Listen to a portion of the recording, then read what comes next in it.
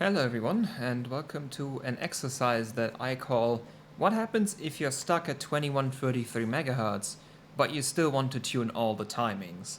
Because that's exactly what I did. So, yeah, that's the settings. I spent several hours today running testmem 5, getting all of this stress tested, and to my standards, this is 100% stable. My standards are not nearly as high as other people. Like, I just run the one cycle of TM5, and then I'm good. Other people prefer to like run linpack for a long time and then also run other memory tests and Rai Cruncher, and I don't do that sort of thing because like I've always stress tested my memory overclocks with just one pass of TM5.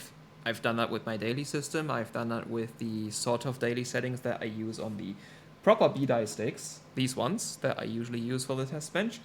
And they've been stable for well over a year now, and so I don't really see a problem with just doing one pass. Anyway, yeah, so this is my two OEM green PCB Samsung 8 gigabit BDI sticks.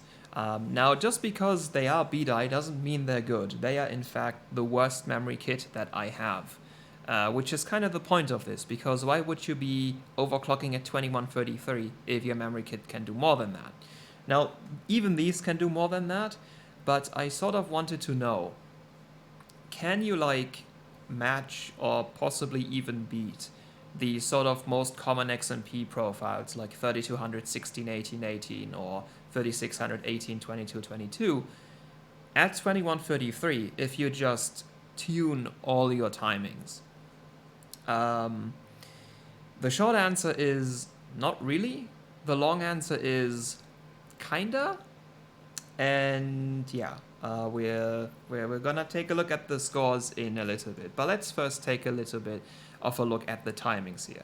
Now, because these are OEM BDI sticks, means they are very weird when it comes to what you would normally expect BDI to do. Like, BDI is most commonly known for doing flat primaries. These are not flat primaries. It's doing 9 for the CAS latency, which I'm definitely gonna capitalize on and like putting it on the thumbnail or the title to get all the normies interested in the video, and then subsequently tell them that CAS latency doesn't do anything. Like this, I could set this to 16 and my scores would not change. Anyway, TRCD and TRP are 12. So one thing that I know from this memory kit is that the TRCD is just bad. It seems to have very, very slight voltage scaling because right now the sticks are running 1.55 volts. They have airflow over them. Before it was at 1.5 and they wouldn't run TRCD 12 then. They do now. But compared to usual BDI, the voltage scaling on TRCD and TRFC is just really, really bad. Just in general, the timings on this kit just don't scale that well with voltage. Like, even the CAS latency, which is by far the lowest primary timing here, even that isn't as low as you would expect from like a good BDI kit. A good BDI kit I'd expect to do like 8 or 7. This does 9. So yeah, T-Res is at 28 because if I set this lower, it literally doesn't post. I think that's a motherboard or just an Intel memory controller thing. Command rate is 1 because we're 2133. If command rate 1 doesn't run, then your memory stick is probably dead. So that works. That's at 17 because that's the auto timing, and if I set anything else that's not the auto timing, it doesn't post. TRFC is at 260. Yeah, these are OEM BDI sticks. So this TRFC is 10 clock cycles higher that I run on my daily system at 3600. So yeah, they're like my daily system's over a gigahertz in DRAM frequency higher and runs lower TRFC than this. And this is maxed out. I tried 255. It doesn't even post. Like, this is maxed out. It does not go lower than that. Then, this is actually kind of good. It does run optimal TRRDs and optimal T4. Not that that's very hard at this frequency, but this this memory kit did not run optimal TRRDs or T4 at 3600. It had the most awful RRDs and T4 I've ever seen at 3600, so I'm kind of happy it at least does this now. WTRs are determined by the tertiary timings, we'll get to that later. This is also auto. If I set this to anything else, it doesn't post. This is at 8, if I set this lower, it doesn't post. And that's the secondaries. Tertiaries, TREFI is still maxes out. Like, this timing is actually harder to max out the lower your frequency is, because like it's measured in clock cycles, and at a lower frequency a clock cycle is longer. So your refresh interval is, 65,535 cycles at 2133 is a longer time period than the same amount of cycles at 3600. But it still maxes this out, it's still stable, at least for like my stress testing standards. So that's cool. Like, I've never seen a kit that doesn't max this out, but apparently they exist. It could be like a Micron chip thing. I've never really had a Micron kit. So yeah, but like on my Hynix CJR, this maxes out, on my B-die maxes out, on my E-die maxes out. So yeah, CKE is 1, doesn't go lower. On AMD you can actually set this to 0, I think. On Intel you can't. And then the tertiaries. So read same group is 5, read different group is 4. Same thing for write same group and different group, like 5-4. Usually you would run like 6-4 or 7-4, but because the frequency is so low, it works at 5-4. Yeah. Read write same group and different group are both at 7. They do not go lower than this. And then write read same group is 19, and write read different group is 15. These two are determining the WTRs here. So because this is 19, this is 5. Because this is 15, this is 1. They do not go lower than that. And yeah, like that's the timings. Like, this is maxed out. Unless you would do like some fancy termination resistance settings, this is maxed out. It does not go faster than this. And yeah, and so how's the performance? Well, I can tell you the performance because I've already run some tests. We're gonna run a live one so you can see something. I'm gonna open up CPU-Z real quick. So for the CPU, it's my 8700K. It's at 5.3 gigahertz, 5 gigahertz uncore. Here again, the RAM settings. If you're wondering what the SPD is like, yep, it's just a generic Samsung OEM B-die stick. And we're gonna run some Time Spy now. So, if you've watched my videos, you're familiar with the Time Spy CPU test. I prefer this one because it is very quick. A lot of people run this just as a consequence of them running Time Spy, so you have a lot of things to compare with, and this test scales very nicely with memory clock. Same for 3D Mark 11. Like, you could use both. I kind of use Time Spy because I run Firestrike a lot, so I already have 3D Mark installed. Yeah, Firestrike CPU test doesn't scale around that much. It does a little bit, but you should very much use Time Spy if you want to test your RAM speed. And yeah, so we're gonna let this finish. You can probably already tell by the FPS that this isn't all that great. Like, it certainly is better than just plugging the sticks in and running a JDAC, but the score that this is gonna spit out is gonna be below 9200. Yeah. Like, it's like slightly above 9100. That's not great. And why that isn't great is... Oh, I don't have my USB stick plugged in, actually. Let's change that. Because on my USB stick, that is the wrong USB stick. That's the problem when you have two of the same USB sticks, and one of them is called used for installing Windows 7, and the other one's has all your stuff on it. So, here's all the results. So I've run a couple things, like this is a repeat of the same thing we've run just now. And yeah, here's the same kit at maxed out frequency, so 3600. Here's my usual daily settings on my test bench, and here's the 3200, 3600 sort of XMP.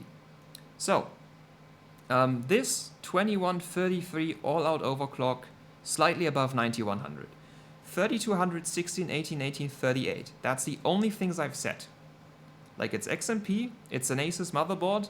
These usually ignore the subtiming settings on XMP profiles, and yeah, it's still faster. Not by a whole lot, but like, it's still faster. So someone who buys the most generic RAM kit ever, turns on XMP, is gonna have better performance than someone who sits down and optimizes all the timings at 2133.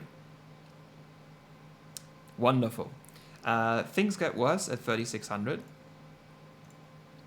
That I think is another 100 points faster. Yeah. Like, it's just bad. And like even the very same kit at just max the frequency and then take whatever timings you get is even faster. Like this actually does outperform those XMP specs. Mostly because it is 3600 with tuned subtimings. The primaries suck on this kit at 3600.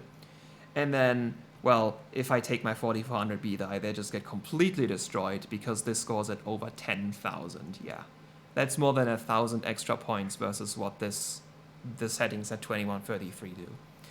So, is it worth to max out the timings at low clocks? No, it absolutely isn't. Like a similar thing has been, I think Bolzer tried a similar thing at DDR5 where he like put the frequency very low and tried to like just max out the timings so that it looked more like DDR4. Like this basically looks like DDR3. It's not worth it. It doesn't work. So like this is pretty good. Like I'm gonna load the first rerun I did here. Should be pretty much yeah, it's a slightly higher score, but like pretty much the same. Yeah, so like why this approach doesn't work is because you would think if you look at the timings, if you look at these timings and compare them with what timings I'm running at 3600 on this exact same memory kit, you would see like actually compared to the frequency, these timings look a little bit better than the 3600 one. Why is it slower? Because if you think about it, like you have frequency and then timings, and they both interact with each other. You can have either high frequency and high timings or low frequency and low timings. And like, you know, one makes performance better, the other one makes worse. Yeah, there's always a trade-off. So as long as you keep the ratio of timing to frequency the same, you would expect to get the same performance. But you don't.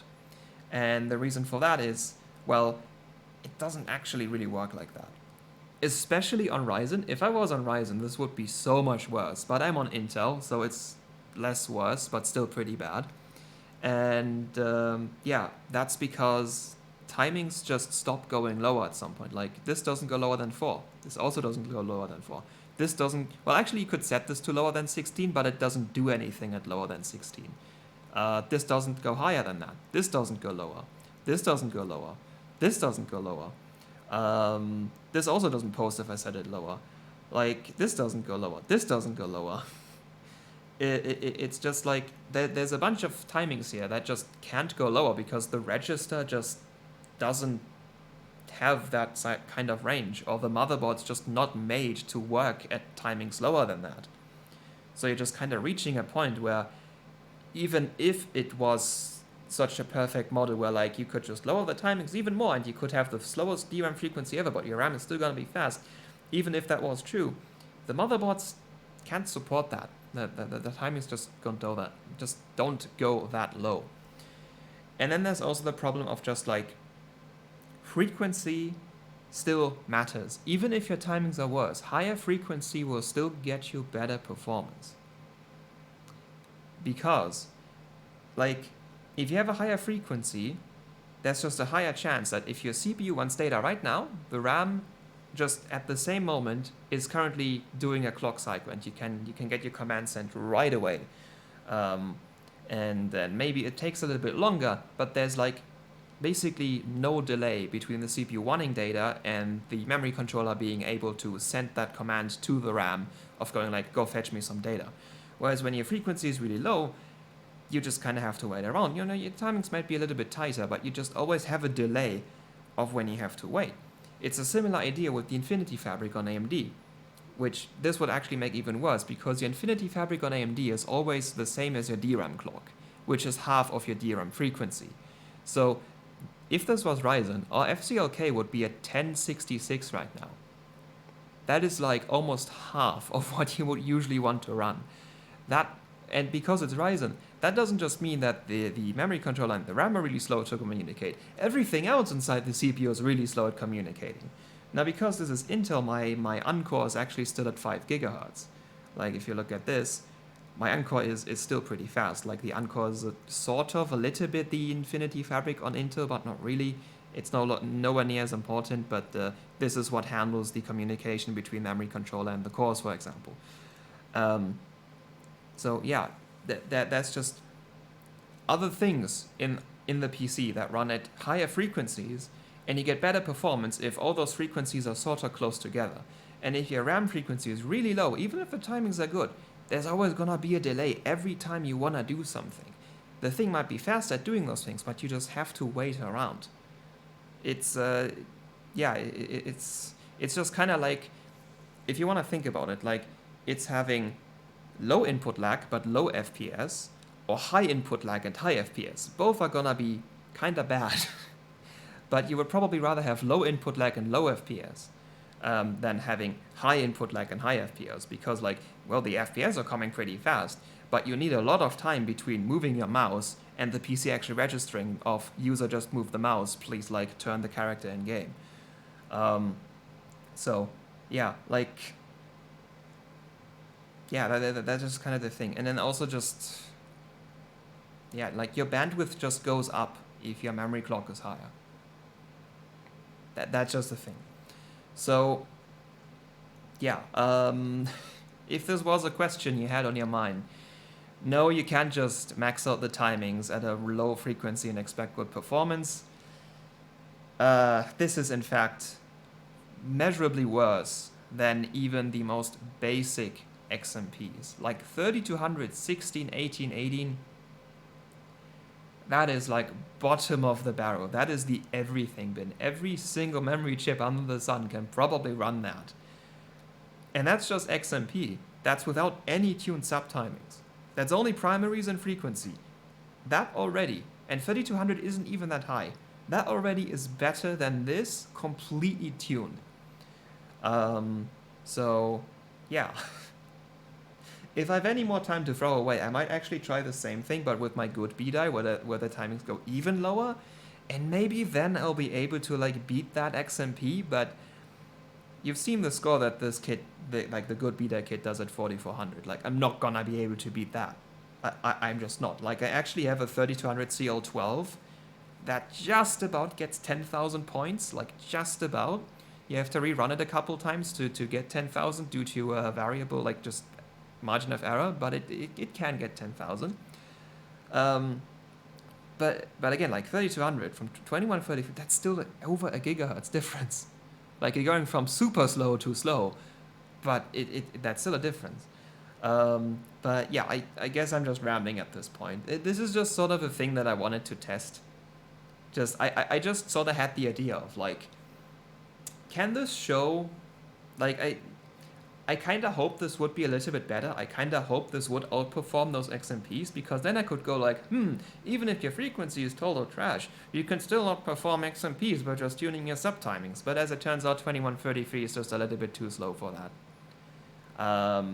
What I can do is take 3200 and outperform a 4800 XMP, because I've done that already. Yeah, but I think that's gonna be the end of the video. This has been kind of a random one. I've just kind of felt the urge to do it today. I've been homesick because stomach problems anyway, so I had time.